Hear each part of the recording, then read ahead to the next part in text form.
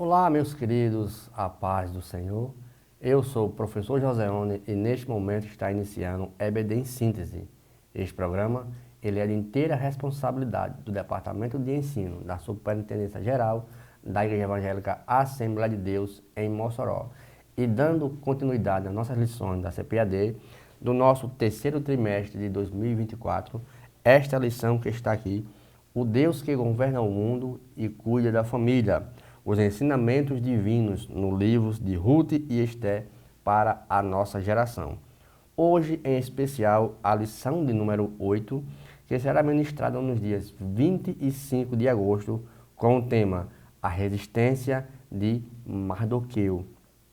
Nosso textuário diz o seguinte, se encontra em Esté, capítulo 3, versículo 3.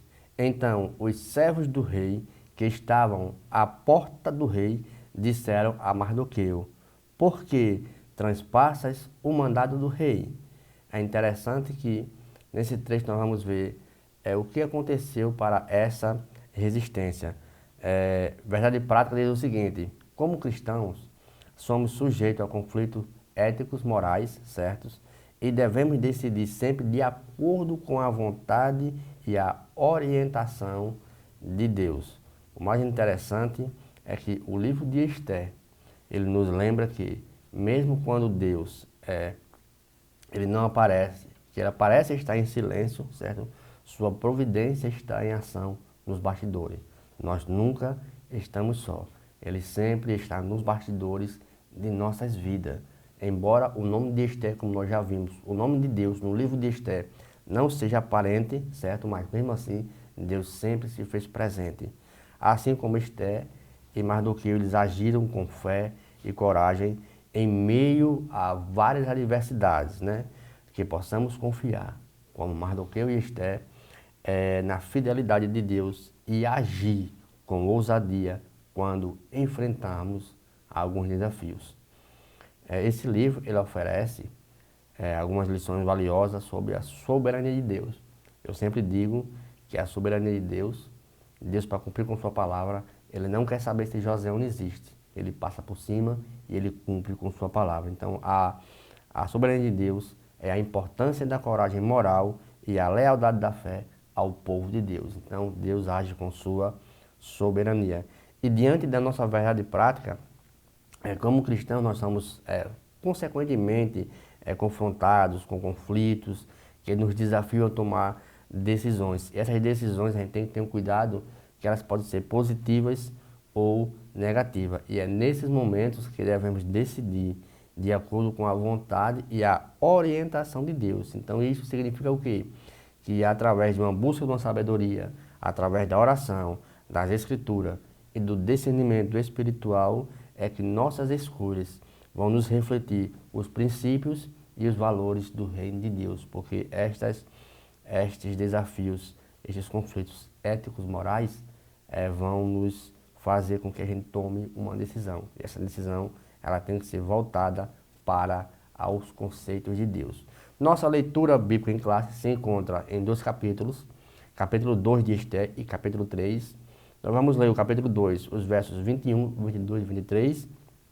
E o capítulo 3 nós vamos ler do versículo 1 ao versículo de número 6.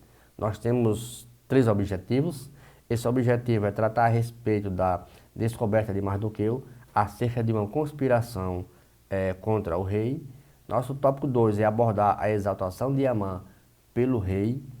E 3 é o relacionar a resistência de Mardoqueu com o ódio de Amã. E nossa palavra-chave é resistência. Então, essa palavra para o cristão, ela é muito comum nos dias de hoje. Então, logo na introdução, nós vemos aqui que o autor vai falar sobre a ascensão ao trono de Esté, foi celebrada com grande festa, a Suécia decretou feriado, e se mostrou muito generoso, distribuindo presentes a seus súditos, certo? Mas temos que entender o seguinte, mesmo diante de uma posição, a coroação de Esté como rainha, naquele Império Persa, não é apenas como muita gente pensa, alguns historiadores, um evento político, mas é um exemplo claro da providência divina que estava em ação. A Bíblia muitas vezes narra a elevação de uma de indivíduos em posições de autoridade por parte do plano soberano de Deus. Como a gente vimos, Ciro, mesmo sem ser um judeu, Deus levanta ele e ainda chama ele de ungido, né? Então, no caso de Esté, sua ascensão ao trono é um elemento chave da narrativa de quê? De que Deus protege o seu povo, o povo judeu, de uma aniquilação. Se a gente ler no capítulo 2 de Esté, versículo 17, vai relatar que o rei amou a Esté mais do que todas as outras mulheres e alcançou perante ele graça e benevolência. Então isso mostra que Esté ela era bem vista diante daquela situação. Nosso tópico 1 diz o seguinte: Mardoqueu descobre uma conspiração contra o rei. E nesse ponto a gente temos que ter cuidado, porque é onde a trama ela traz, que o texto vai dizer, os bastidores do poder. Então naquele ambiente ali tinha dois homens, Bigtá e Teres. Esses homens começaram a tramar ali contra o rei Assuero. Eles ficaram ali indignados contra o rei e tentaram assassiná-lo, né? E Mardoqueu, ele, um homem prudente, simples, ele chega a Esté. Esté, mesmo diante de uma elevação da sua posição, mesmo assim ela ainda obedecia o seu primo pai, né? Que é pai adotivo. Então, Heródoto, um filósofo como o autor da lição, ele menciona ele também, faz referência aos oficiais que aparecem na lista de benfeitores, ou seja, quando nos arquivos persas, quando uma trama era descoberta e era chegado ali aos ofícios do rei, o rei presenteava esse homem que relatou e não deixaria que o rei fosse assassinado, né? Então, esses atos de lealdade eram geralmente recompensados com presentes generosos e a princípio dessa descoberta, a ação para Mordecai tinha passado desapercebida. Então, ele não, mas mesmo assim,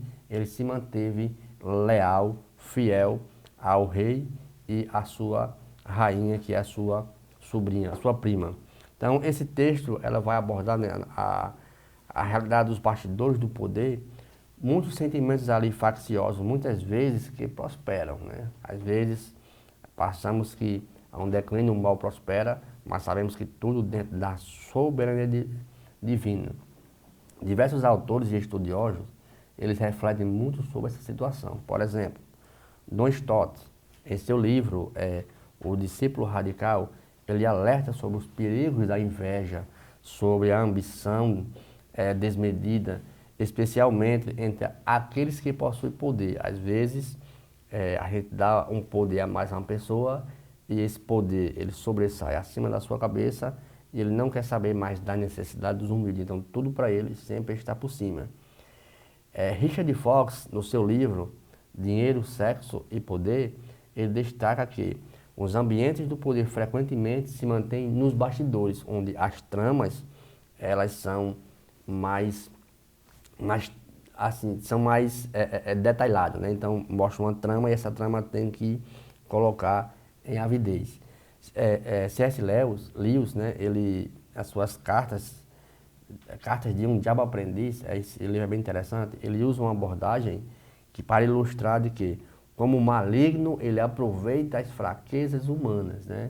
Quando chama as pessoas nas escondidas e ali eles vão começar a ocupar uma posição e a influenciar muito mais pessoas.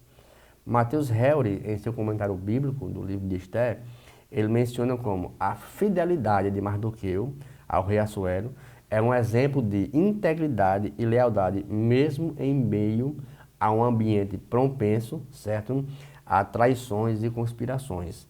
Ele elogia Esté por sua humildade e pela sua maneira como lidou com a situação. Então a gente temos também que ter este ofício, né? Ela não disse, não, eu achei, pelo contrário, ela atribuiu todo o crédito a Mardoqueu.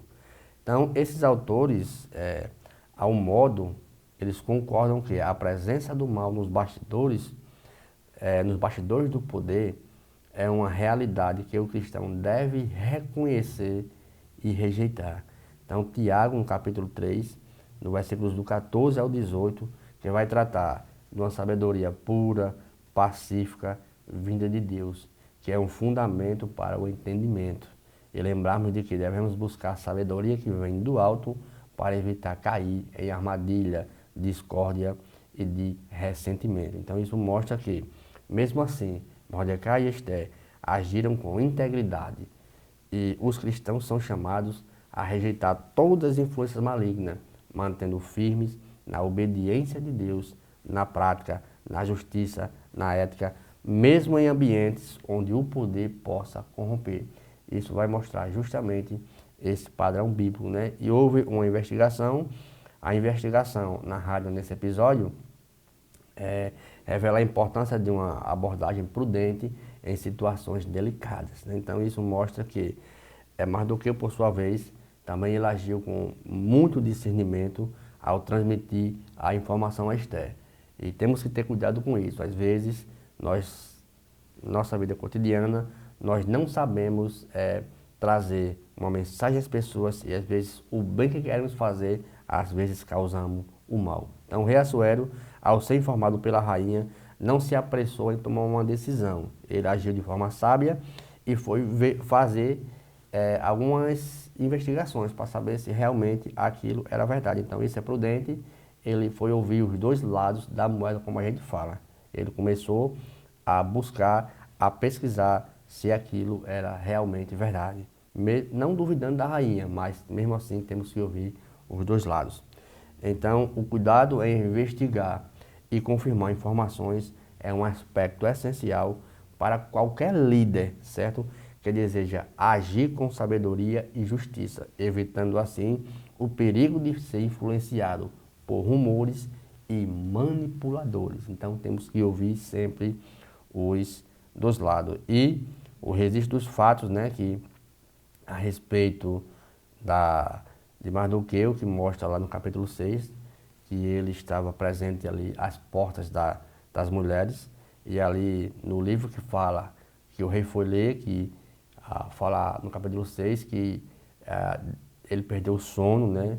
E as crônicas da Síria e da Babilônica, que eram uns registros lá, o historiador Heródoto, ele usa as crônicas e registram que as decisões eram sempre escritas naqueles eventos, Então, John MacArthur, ele, em seu livro, ele aponta a importância dos registros reais. Então, tudo isso era registrado. Por exemplo, na história de Daniel, quando Ciro invade a Babilônia, foi registrado num artefato chamado Cilindro de Ciro. Então sempre isso era registrado.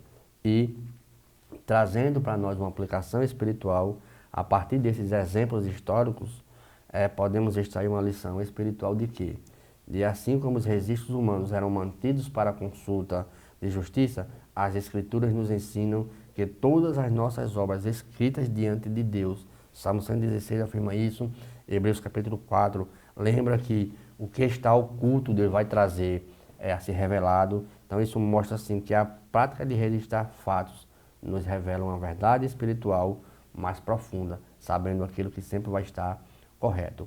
Meus queridos, olhem só o quanto de informações temos nesse bloco 1. E não saia do seu local, que logo logo iniciaremos o bloco 2 com o título Amã é exaltado. Lembrando de nos acompanhar pelas mídias sociais, pelo nosso canal do YouTube, EBD em Síntese, pela Rádio Libertadora 96.3 e pelos canais da TCM 23.3. Voltamos já.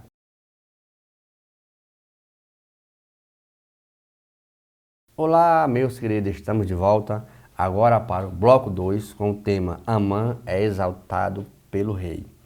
O tópico vai dizer aqui, o subtópico vai dizer um novo personagem. Amã, ele entra em cena, o texto diz que ele era muito rico e já entra em cena sendo elevado para o rei, acima dos príncipes, de todos os reinos. Então, e nessa ocasião, é interessante que Amã vai dizer que ele era descendente de Agag. E isso é uma história que vamos ter lá de Samuel ainda. E nesse fato aqui, Mardoqueu, ele se recusou a curvar-se diante de Amã. O rei coloca ela em cena e dá o título ali a Amã. E além de ser rico já, isso já tinha uma participação do seu poder elevado. Então, uma dessas justificativas mais plausíveis que a gente menciona é para que Mardoqueu ele se recusou-se a se curvar diante de Amã. Vemos também ali 3 jovens, Sadraque, Mesaque e Abednego também, que se recusaram a se curvar diante da estátua do rei, né? Então, Amã, ele era agagita, né? Como o texto fala, que era a cidade de Agag, nome até difícil de se pronunciar. Enquanto Mardoqueu, ele era da linhagem do rei Saul, que ele era benjamita, e isso, Esté, capítulo 2, versículos 5 e 7, vai dizer isso, né? E Amã era descendente de Agag. Esse descendente de Agag era o quê? Se a gente ler 1 Samuel, capítulo 15, versículos do 8 ao 33, era o líder dos amalequitas. E se a gente olhar os Salmos 24, vai falar justamente de uma batalha contra os amalequitas. Então, a desobediência de Saul ao poupar o rei de Agag, isso está em 1 Samuel 15, versículos 8 e 9, resultou em que? Na declaração de Samuel, de que Deus tiraria Samuel do trono. Olha só. E nessa possível desobediência de Saul, os amalequitas prosperam até chegar ao ponto dele decretar que iria matar todos os judeus. Olha só uma consequência Saul poupou, e olha só o que aconteceu lá na frente, né? Então é possível que esta antiga inimizade, né, entre os amalequitas e os benjamitas explique a recusa de Mardoqueu recusar se curvar diante de Amã, né? Então os amalequitas, eles eram escritos como inimigos de Israel. Então a amizade começou logo após o êxodo, lá em Moisés ainda. Olha só como vem de muito longe. Quando os amalequitas atacaram os israelitas em Refidim, né, lá no poço lá em Êxodo capítulo 17. Então essa hostilidade continuou ao longo dos séculos, com os amalequitas frequentemente atacando a nação de Israel. O nome Amã significa, em hebraico, Amã, né? Significa magnífico. Olha só como o nome dele é esplêndido, né? O próprio nome é magnífico ou grande. Então, quando se referia a ele, se referia a Amã ou magnífico, ou Amã o grande. E o que pode ser, nesse ponto inicial, certo? Uma ironia de grande e magnífico, um sinônimo de maldade. E o termo agagita refere uma linhagem de Agag, né? Que era a rei dos amalequitas, que Samuel menciona lá em 1 Samuel. Veja só por que essa recusa de Mardoqueu contra ele. Então essa intriga já vem de muito tempo. E o nosso subtópico 2, um herói aparentemente esquecido. Então o texto não nos informa o motivo da exaltação de Amã, porque o rei colocou ele lá, o texto não diz isso, né? Vai dizer são fontes filosóficas.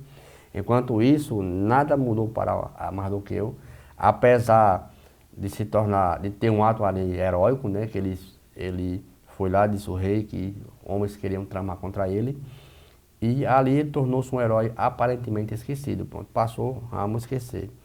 Então, mostra aqui que Flávio Joséfo, é interessante que o historiador judeu do primeiro século, em sua obra Antiguidade Judaica, ele comenta sobre a exaltação de Amã, né, e o esquecimento de Mardoqueu.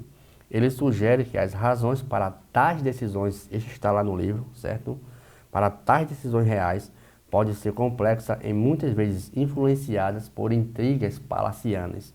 Segundo Joséfo também, ele destaca que a demora do reconhecimento de Mardoqueu pode ter sido porque parte do plano divino que mais tarde resultou em uma reviravolta dramática em favor dos judeus, né? Porque ali a gente vimos que houve uma trama para Amã matar todos os judeus, e por conta de Mardoqueu esse fato não aconteceu. Mesmo jeito também, John Stott, em seu comentário, ele observa que o silêncio sobre a razão da promoção de Amã pode ter sido intencional para sublinhar a injustiça e a aparente, certo, entre a prosperidade dos ímpios e a demora da justiça para o justo. Mesmo assim, ele destaca que a fé de Mardoqueu em esperar o tempo de Deus sem sucumbir e sem ter um pingo de desânimo.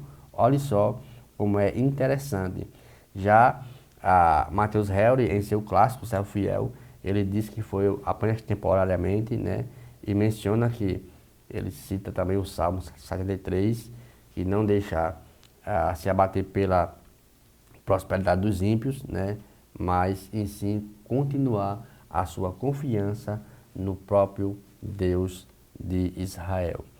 E quando nós nutrimos de altas expectativas, temos que ter cuidado com algumas frustrações. E o texto vai dizer que devemos evitar algumas frustrações. Então, para alertar Assuero contra a conspiração, né, precisou de que Esté levantasse essa informação. Isso está lá em Esté capítulo 2, verso 22. Então, quando frequentemente acabamos de ser sujeitos a frustrações, a desânimos, isso é uma realidade, né? Mesmo lá diante que da vida de Mardoqueu, embora Mardoqueu fosse um servidor leal do rei Assuero, ele não tinha acesso direto ao palácio, né? Ele precisou chamar a Esté e passar toda a informação da conspiração contra ele.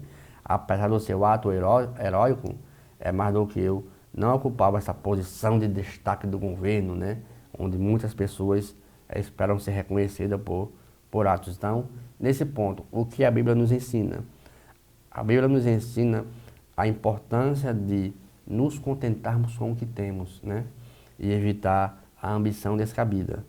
O Hebreus capítulo 13, no versículo 5, nós somos exortados a ser contentes com o que nós temos, a não deixarmos dominar por desejos a mais, ou seja, ou por desejos facciosos que a gente almejamos ter lá na frente. Isso é ruim? Não, mas temos que ter esse cuidado. Então, no capítulo 12 de Romanos, no verso 16, a Bíblia nos recomenda a não buscarmos ser sábios aos nossos próprios olhos, né? E mantermos em humildade. O Senhor Jesus Cristo, ele sempre trabalhou em forma da humildade. Ele veio para essa terra, ele mostrou o que era ser humilde. Então, a expectativa de merecer mais do que temos gera o quê? Uma insatisfação e não contribui para o nosso progresso espiritual, certo? Eu acho interessante aqui que, numa aplicação espiritual, a história de Mardoqueu nos oferece uma lição valiosa sobre de nos contentarmos com a importância de evitar frustrações decorrentes a expectativas não atendidas.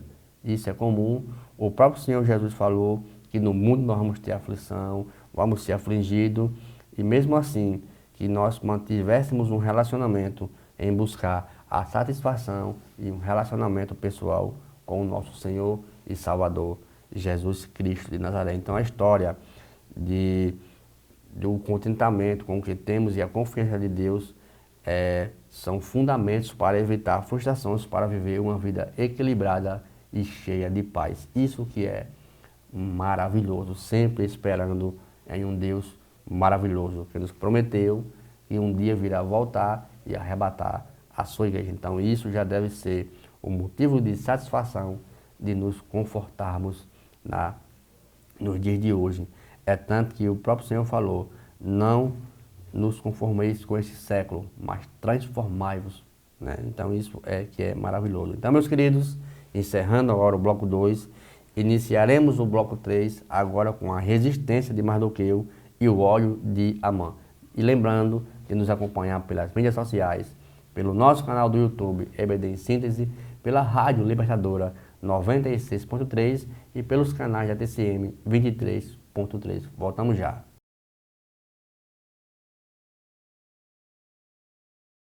Olá, meus queridos, estamos de volta agora para o nosso final, o bloco de número 3, com a resistência de Mardoqueu e o ódio de Amã. Essa palavra ódio, ela é muito forte. Nosso subtópico 1 diz reverenciado por todos. Então, Assuero, ele ordenou que todos os seus servos se curvassem e se prostrassem perante Amã, né? E nós já vimos o porquê, uma parcela disso aí. Então, quando Assuero ordenou que todos os seus servos se curvassem e se prostrassem diante de Amã, ele esperava que essa ordem ela fosse cumprida sem exceção. E sabemos que o servo de Deus, ele não se curva diante de qualquer coisa. Então, no entanto, foi o que aconteceu. Mardoqueu, ele se recusou a obedecer, criando ali, e lembre, né? Quando ele recusou, ele cria ali uma situação tensa, né? Uma situação bem significativa dentro da corte persa. Imagina aí a situação. Então, essa recusa, ela não foi uma simples desobediência, mas um ato carregado de simbolismo e convicção, segundo alguns historiadores. Por quê? Porque a fidelidade e coragem de Mardoqueu a se recusar, a se curvar diante de Amã, mesmo que isso fosse enfrentar ameaças, perseguições e até morte, que foi o que aconteceu, né? Essas perseguições todas. Então, sua coragem em manter sua fidelidade a Deus e ao povo de Israel, a Bíblia ela é bem exemplificada nisso. Nós vimos Sadraque, Mesaque e Abednego, alguns homens que morreram por não se curvar diante disso, né? Mesmo diante de ameaça e serem lançados nas fornalhas, os homens de Deus se manteram íntegros, com prudência e agiram com integridade. Do mesmo modo, ao instruir Esté sobre como proceder diante de uma ameaça iminente, mesmo diante disso, esse homem ainda com integridade, com prudência, ele chama Esté, demonstrando ali uma total sabedoria, prudência em suas palavras, em meio a ações, a não agir precipitadamente. Então, isso nos reflete lá ao conselho de Provérbios, que ele exalta a sabedoria como um escudo para aqueles que andam em integridade. Então, Amã ali, no capítulo 3, versículo 11, e ele foi autorizado pelo rei, diz assim o texto: ele disse, essa prata seja tua, como também esse povo, para fazeres dele o melhor que for do teu agrado. Então, com um coração pesado de ódio ali, né, tendo já deliberado varrer todos os judeus ali do império, Amã encontra-se com o rei e faz a seguinte explanação: existe espalhado e dividido entre o povo em todas as províncias, né? Teu reino, cujas leis são diferentes, olha só, lá em Esté capítulo 3 vai dizer: de todos os povos que não cumprem as leis do rei, pelo que não convém o rei deixá-lo ficar. Se bem parecer ao rei, escreva e o matem. Olha só a trama ali, né? E nesse ponto vai dizer que enviaram cartas pelos correios a todas as províncias para que destruíssem, matassem, aniquilassem a todos os judeus, moços, velhos, crianças, em um só dia, né? Que caso não fosse cumprido esta palavra. Então Amã sequer mencionou pelo nome do povo, né? Ou seja, do nome judeu. Deixar bem claro que ele disse assim, ó, tem um povo espalhado pelo império. Ele não disse tem um povo judeu, não. Tem um povo espalhado pelo império. Pois ali muitos judeus retornaram para Jerusalém, né? As leis são diferentes ali do seu povo, o povo faz o que quer. Isso era o que ele dizia, né? Não cumpre a lei. Então o rei diz uma coisa, eles fazem outra. Então nesse ponto aí, há uma trama aí para matarem todos os judeus. Então, o subtópico 2 diz o seguinte: a condição de judeu. Então, a condição de judeu, Mardoqueu desempenha ali um papel crucial nesse fato, nessa narrativa entre Esté. Vários comentaristas, eles destacam, dizendo que Flávio Joséfo, ele destaca que como fatores centrais entre o conflito com Amã, ele menciona aqui a recusa de Mardoqueu em curvar diante de Amã não era apenas uma questão de protocolo, mas também uma lealdade à sua fé e integridade. Amã, ao saber que Mardoqueu era judeu, ficou enfurecido, ali o ódio subiu, e logo decidiu exterminar não só Mardoqueu. Então vamos agora pegar a sua raça, a sua linhagem, todos os judeus, um plano que se alinha com a empatia, né, histórica dos inimigos de Israel. O John Hill, em seu livro, ele destaca que a identidade de Mardoqueu como judeu era um fator significativo na sua recusa de se curvar entre Amã. Ele explica que a recusa de Mardoqueu foi uma questão de princípio religioso e fidelidade a Deus, mesmo diante, sabendo ali que se ele se recusasse, ele seria penalizado com a própria morte. E vai mostrar com os fatos de que o exemplo de Mardoqueu, ele destaca a importância da identidade, da lealdade em face à pressão e à hostilidade. Mesmo diante de uma situação não muito boa, apesar de Amã ter um ódio ali contra todos os judeus, ele foi ampliando ali a hostilidade para além de Mardoqueu, ou seja, ele ultrapassou. Isso não passou a ser pessoal, agora passou a ser de uma maneira coletiva. E isso nos mostra que mesmo diante dessas situações, nós devemos tomar sábias decisões, porque a importância de manter a integridade e a lealdade, a nossa fé, mesmo quando isso nos coloca em situações difíceis, e vai chegar essa situação, devemos manter o equilíbrio emocional e espiritual, que sabemos que Deus, ele está agindo nos bastidores em favor daqueles que os amam e o buscam. E o texto 3 é interessante, que vai mostrar inimizade intergeracionais. Olha só. A ideia dessas inimizades intergeracionais é bem ilustrada justamente nesse livro de Esther. Nós observarmos especificamente entre os conflitos de Mardoqueu e Amã. De acordo com Joséfo, essa aminosidade no conflito poderia trazer raízes em uma inimizade ali de maneira geral. Por isso que Amã, ele deixou bem claro, olha, agora não é só contra você, agora é só hora de maneira geral, de maneira nacional. Porque aquilo que eu falei para vocês, que como essa intriga lá de 1 Samuel, né, dos Amalequitas, nós vemos vários relatos de intrigas ali históricas, de inimizades intergeracionais, de várias gerações, que predominou a todo o império, para toda uma cidade. Os filhos de Jacó e os siquemitas, no livro de Gênesis, lá 34, demonstra vingança ali a ser alimentadas por ofensas, por várias situações, por várias gerações. Essas inimizades bíblicas trouxe às nações. A Bíblia relata essas inimizades que persistem ao longo de gerações. E hoje em dia não é do mesmo modo. E trazendo para os nossos dias de hoje, aplicando a maneira espiritual, a Bíblia nos ensina que a vingança não é a nossa prerrogativa e que devemos buscar a paz e o perdão de Deus. Em Mateus capítulo 5, versículo 9, Jesus deixou bem claro: bem-aventurados os pacificadores, porque eles promovem a paz. Lá em Romanos capítulo 12, a partir do verso 18, Paulo nos exorta a viver em paz com todos, não retribuindo mal com mal, olha só, e sempre vencendo o mal com o bem.